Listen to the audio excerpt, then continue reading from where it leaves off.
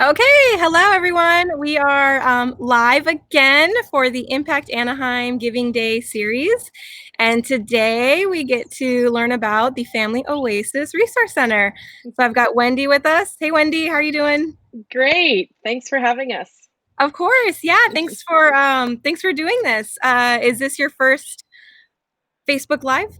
It is. Yay! Yeah, I've gotten some experience being a little bit live on Zoom, but this is my first interview on Facebook. So, yeah.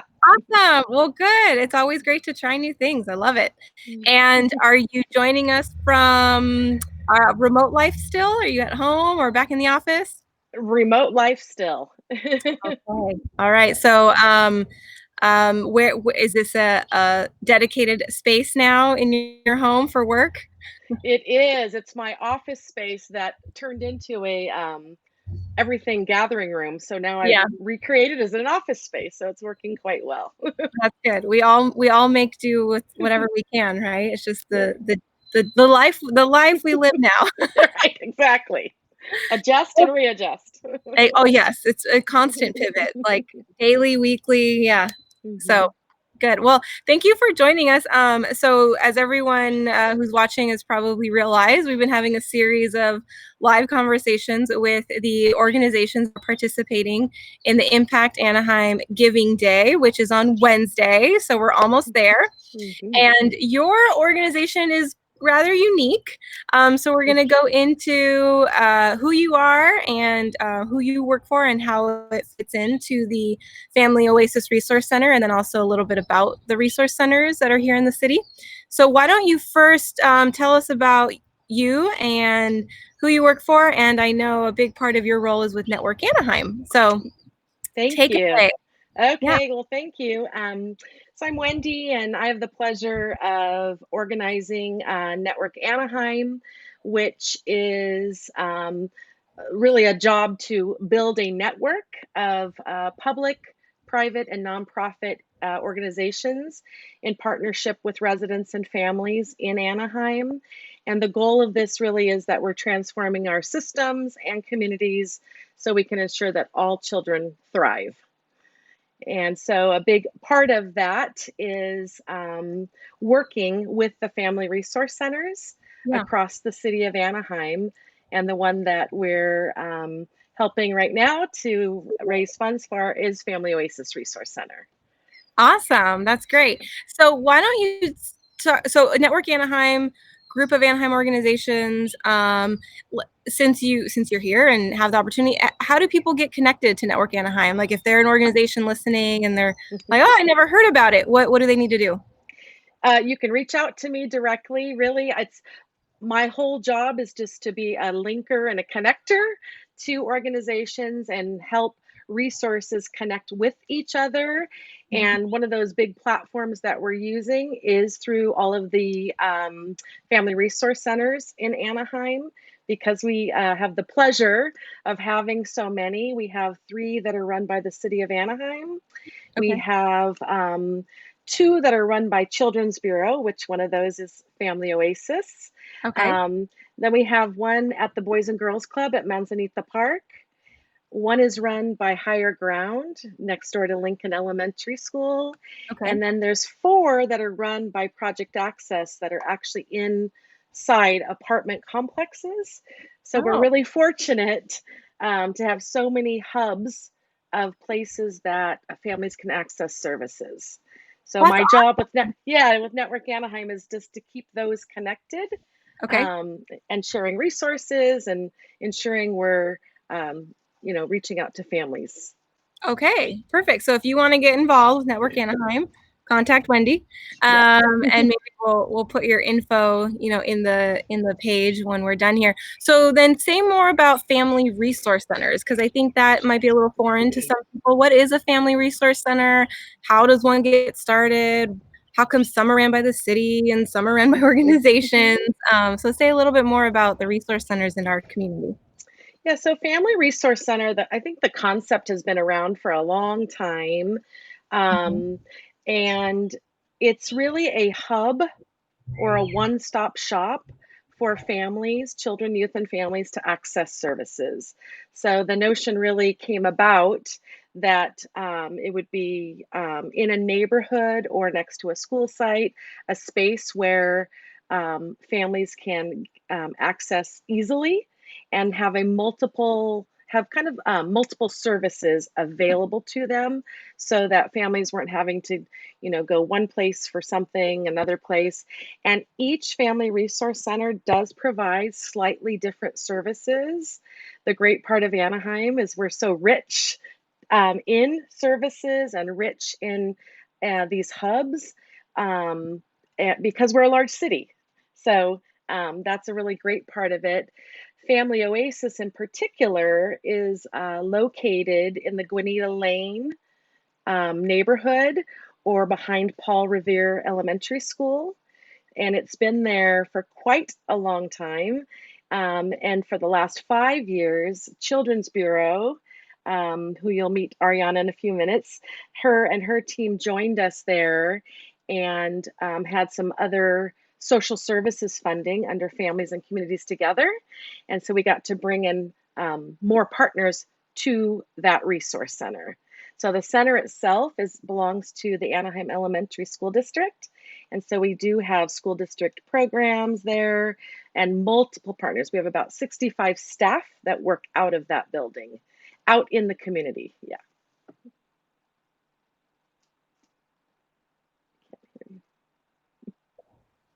Sorry about that. That's okay. I think I was accidentally muted. I like how you described it as a hub. It's kind of like this connection of services where families, especially families who maybe have a hard time with transportation or just can't get to a specific service in the city, they can just go to their family resource center and say, this is what I'm needing, and either get the service right there, Right. or get the case management or the support that they need to get to that service. So it's beautiful for those families that accessibility is a big issue. And also, I'm sure language, when you go to all these departments for multiple things, it's hard when, you don't have someone that understands you or the language to explain it. Yep, exactly. Wonderful. Well, let's bring Ariana in. I think she's all set up. Okay. So give her a minute. And there she is. Hello, Ariana. How's it going? Good morning. How are you? My face. Yeah. Move it over. There you are. It's a new laptop. Yeah, well, that's good. New laptops are good. Well, welcome. So Wendy just got done sharing with us about Network Anaheim and the Family Resource Center model.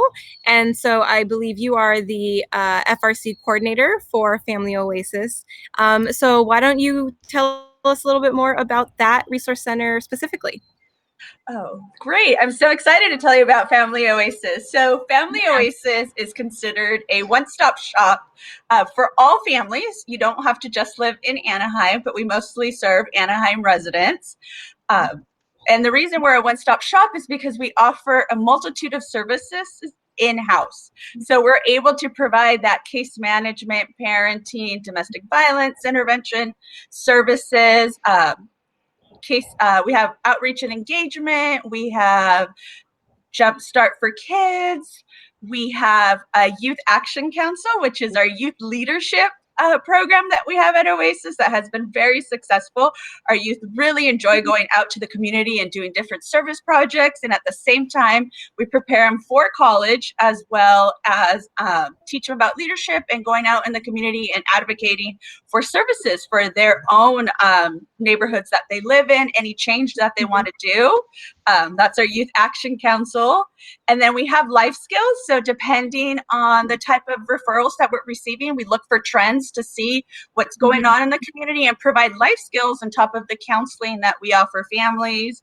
And then we have some events. We have a Halloween carnival that we do annually to help teach children about safety during Halloween. And then we do our big Blue Hope Carnival, which is a child abuse prevention carnival that we do, that's open to everybody in the community, which has been very well received these last 5 years. So it's really exciting to be able to go out there and teach about child abuse prevention.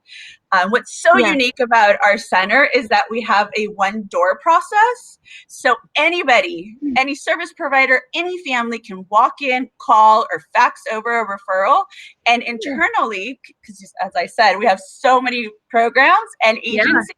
So internally, what we do is we meet and we discuss the referral, and the supervisor will take that referral if it best fits their program. So service providers or community members do not have to worry about it. We literally just wrap ourselves around the families and provide them with so many services. And also with Family Oasis, we're very connected to the school districts. So we even bring them in to be a part of the services that we're providing. So everybody's well informed of everything that's happening. And we've seen that be such a huge success with the family because we take every aspect of their family life, because we even have like parenting that will go in home. So we're able to see everything and work as a team to provide the best services for the family.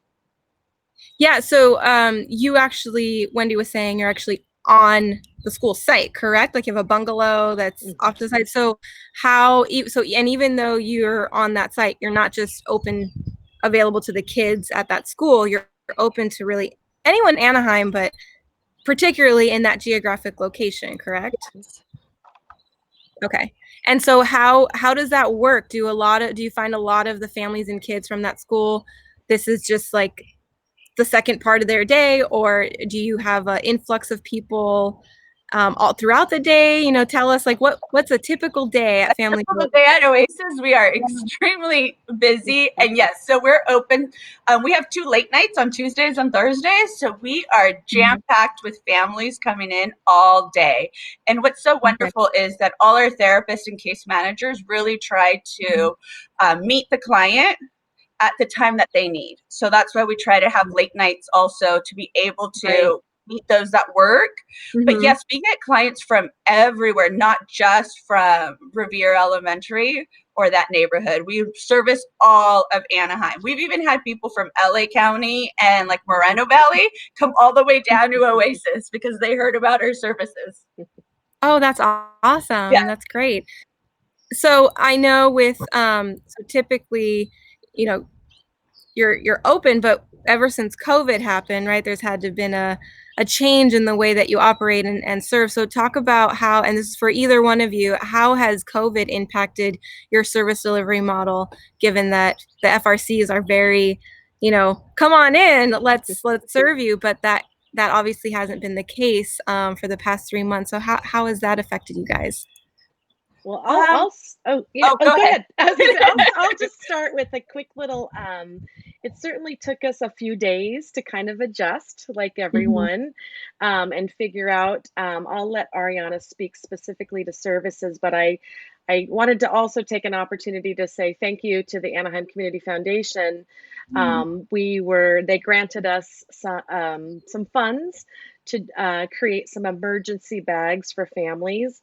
We were hearing over and over about families needing activities to do at home and games, cleaning supplies, even headsets for our students to be accessing their Google Classrooms and such.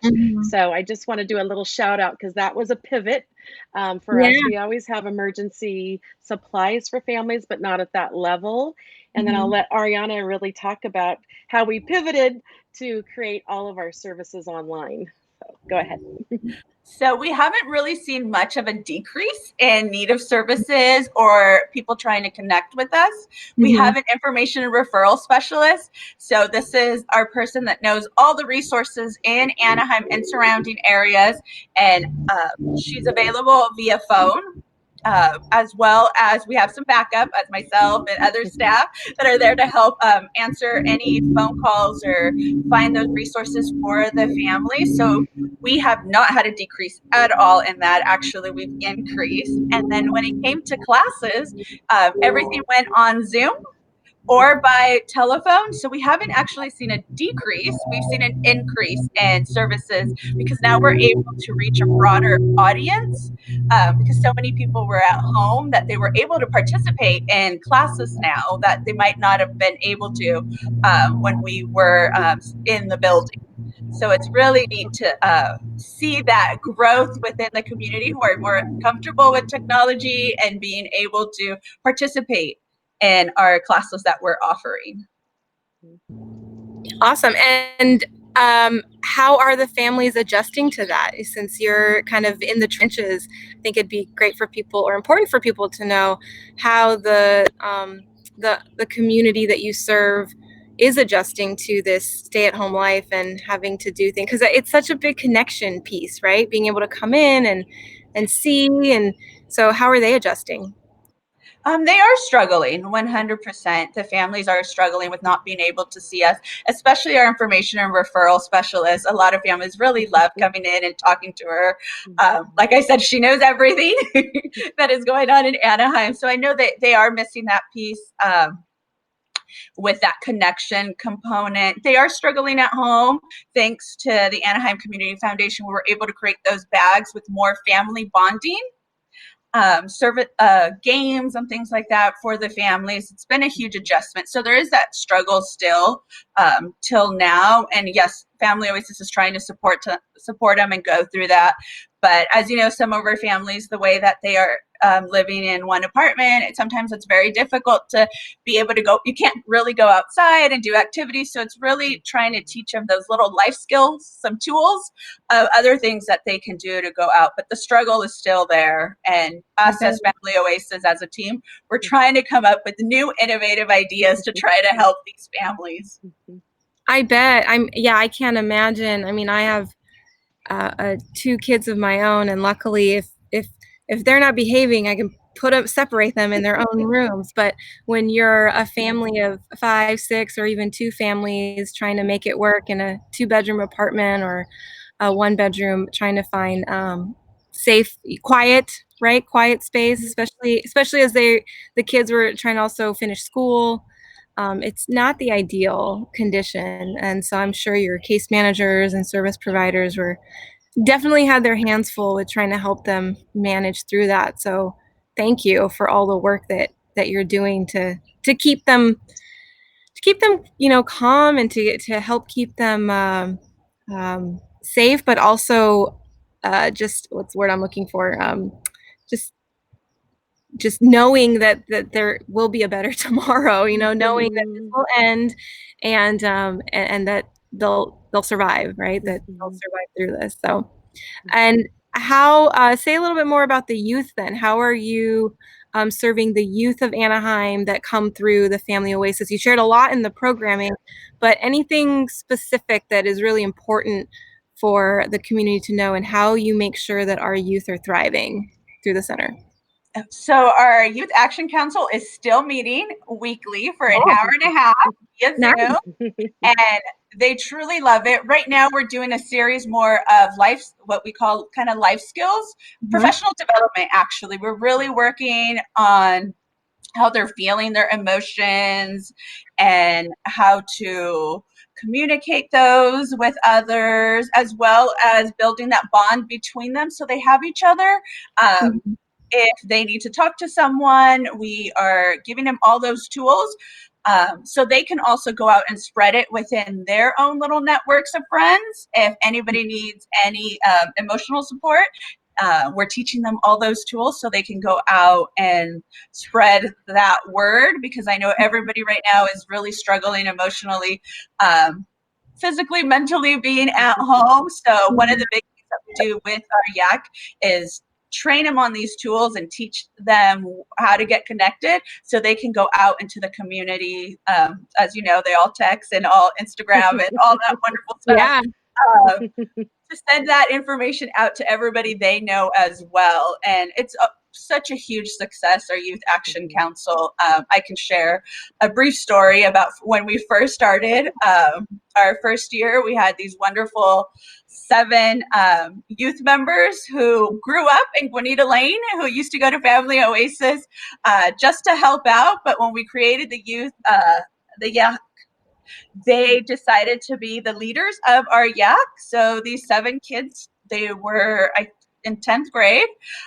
Many of them didn't think about college. So we did college field trips. We had different professionals come in and talk to them. And we had different college students come and talk to them and tell them about their experience from all different backgrounds so they could hear what was out there. And they all graduated high school and they all went off to 4-year colleges. Oh, awesome. Yes. And many of them actually moved away. We even took them on field trips outside of Anaheim because many had never been on a field trip outside of Anaheim. We went to UCLA. Wow. We went to Cal State Fullerton. We even took them to the fire department because none of them have ever been to the fire department. And the fire department in Anaheim gave them a whole tour. It was great. So amazing. And it wasn't just them. Those 6. We had a team of 20 YAC that went through all of it, but those were our seniors by the end, and they all went off to 4-year colleges, and many moved away. So we were so happy that we were able to support them through the whole journey of going to college and working with their parents and their applications and letter of recommendation and all their service hours because they have to do service hours to graduate. So they were able to do all their hours at Family Oasis. So they went above and beyond that. And with the support of outreach and engagement through Western Youth Services, they were able to graduate high school and move on. So our future is very excited at this point to come back and give back to the community because we're still in contact with all of them. We still check in and see how they're doing. Oh, that's great. That's a great story. And where do you remember what colleges they were going to? One went to Santa Cruz. These are just some that I can remember. Merced. One's at UCI. That's all I can remember right now off the top of my head. That's exciting. Well, that's a wonderful success story. And the Youth Action Committee, is that what it is? Youth Action Council. What? We call it the YAC. Youth Action Council. That's great. And so they're still meeting. That's wonderful that you're able to keep them connected because I think more than anything, our youth need to find connection. I mean, we all need connection, but our children are just, to be ripped away from their school system so quickly and so abruptly, especially the seniors that just, from one day to the next, they thought, oh, okay, I'll see you in a couple weeks. And then, no, I'm not going to see you at all. That's really, really difficult. So it's awesome that you're able to find a way to keep them connected. Oh, and I'll add a little bit more. What we've also done with our Accelerate Change Together team is that we've actually brought now youth from all different agencies together in convening. And I know that they just had one not that long ago. They had a series back in February, and they're still getting together and working on this great work to change their community. That's great. Wonderful that everybody gets to experience youth from all different agencies in Anaheim. That's awesome. I think that's great because there's so many organizations touching youth that why not bring them together through the interest that they're in or what they like and have them talk more about how they can serve their community because they're the ones living in it. So that's good. Thank you for sharing that. So then that kind of leads us into what we're here for today. So you guys are participating in ImpACT Anaheim Youth. So what do you want everyone to know? What will the Giving Day funds go towards? Will it be going towards YAC or will it be going towards, there you go, critical services for youth? So what does that mean, Wendy? What are you guys deeming critical at this moment? How is it going to support the youth? Yeah, so we are, our goal is to raise $10,000 on Giving Day this Wednesday. and really just to further our work of helping children and families cope not only with the current stressors from the pandemic, but also as preventative means to buffer them from the impact of trauma and hopefully swing that pendulum in the direction of strengthening children and families and kind of strengthening their muscle of resilience, as Dr. Nadine Burke-Harris would say, from our adverse childhood experiences. So that's our goal for Wednesday. Okay. And so is it going towards any particular program, or is it just like kind of the overall general fund of what you need to continue the services you're already doing? So we're raising the funds to go to Children's Bureau that will support these exact services like the Youth Action Council and our where we just have our kind of our door open, having anyone call in or come in when we're able to open again to be able to continue those services. So again, kind of as Ariana mentioned, we have our information referral specialist who knows everyone. She's still working 8-10 hours a day, and people call in and she links them to services. That's a really important piece of helping people navigate all of the different systems. And so we're hoping to continue that work and our Youth Action Council. Awesome. Wonderful. That's great. And so $10,000 this Wednesday. Any other ways that people can support you or give if they're, not monetarily able to at this point in time? Are there other ways that people can contribute or learn about or help this particular FRC? I think, Ariana, do you want to speak a little bit about the adult group, that the SEAC, as you call it? Talk a little bit about that, and that adults can join that if they're interested in doing that. Yes, so we have, just like we have our Youth Action Council, we also have a SEAC, which is for our adults, and they also meet once a week, and they work on their leadership skills as well as doing volunteer hours to help out the center or any of our events that we are having. But that group really focuses on change in their community, being the voices of their community, as well as helping get the word out of all the services that we offer at Family Oasis, really engaging at the same level as other community members to build that trust to come to Family Oasis and get the services to better their community. Wonderful. So that's one option. If any youth are out there and listening, you could always join our Youth Action Council. It's open. It's year round.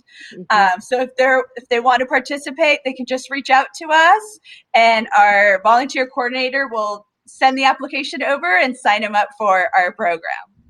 You just have to be 13 to 18 years old for our Youth Action Council. Wonderful. Okay. And is there any plan for reopening or any word on that at the moment? We're hoping because we're a school district building, we fall under kind of their guidance right now. And of course, our number one concern is keeping staff and community safe. But right now it looks like the school district is going to be opening August 13th. So we are hoping at the same time. We were there last week monitoring and looking at ways that we could stay separated a little more, create some barriers and ways we can keep our community safe as we enter the building and as people access services. So I think we have a lot of opportunity. It is a mobile space, but there's lots of space in it. So we are finding ways that we'll be able to once again open, hopefully in August, and be able to service right there in the community versus via Zoom or over the telephone. Great. Okay, that's awesome. Well, I think that is really helpful for everyone to know that you exist and how you exist and why. Anything else you want to share about the FRC model from, just from a funding standpoint, business standpoint that you think is important for the community to know, because you're a very valuable asset to make sure that families have a hub, as you call it, right? A hub that they can go to in times of confusion or distress. So anything else you want to add?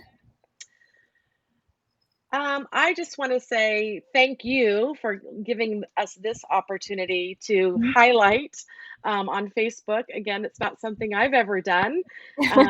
We try to talk, I mean, we talk about it because we are so passionate about the work that we get to do in the city of Anaheim. We talk about it everywhere, but this is really, I think, important to get it on social media because the spread can be larger. So I just want to say thank you for allowing us this time. And we're excited about Giving Day as an opportunity to raise some funds, and really excited to be able to help serve our community with any needs that children, youth, and family may have. That's great. Wonderful. Ariana, any last closing thoughts? Just thank you so much for giving us this opportunity to share all the great work that the staff do at Family Oasis. It makes me really happy. Anyone out there who needs services, please feel free to come find us. We are here to support you. So thank you so much, Victoria, for this opportunity.